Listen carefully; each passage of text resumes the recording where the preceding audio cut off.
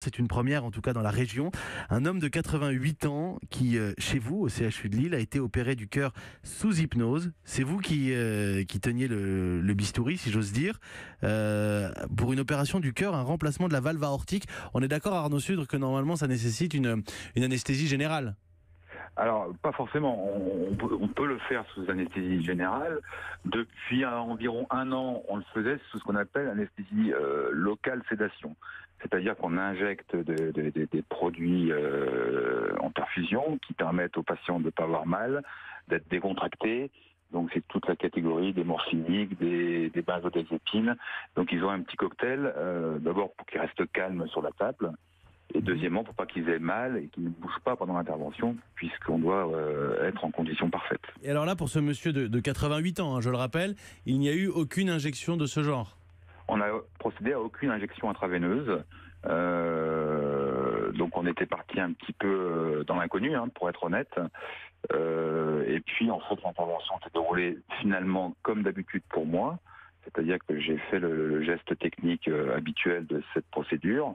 Et on n'a eu besoin à aucun moment de recourir à une quelconque substance. Petite question annexe, docteur.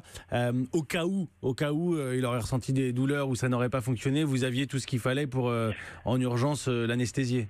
Alors c'est tout l'intérêt de la procédure, puisque effectivement, si pour une raison ou pour une autre, le patient n'est pas réceptif à l'hypnose, on peut tout à fait injecter ce qu'on a besoin. Donc alors, on a une porte de sortie sans problème. Alors c'est une infirmière spécialiste de l'hypnose au CHU de Lille qui a été formée en tant qu'hypnothérapeute. Je lis une partie de son témoignage. Je suis allé le voir, donc le patient, la veille. Nous avons discuté de son environnement, de ses passions, ce qui m'a permis de l'amener dans un monde qu'il aimait. C'est Hélène Sergent, cette infirmière que vous connaissez évidemment. Puis ensuite, le lendemain, en racontant ses voyages, l'octogénaire s'est endormi sans s'en rendre compte sur la table d'opération. En parlant de tout cela, on oublie totalement ce qui se passe.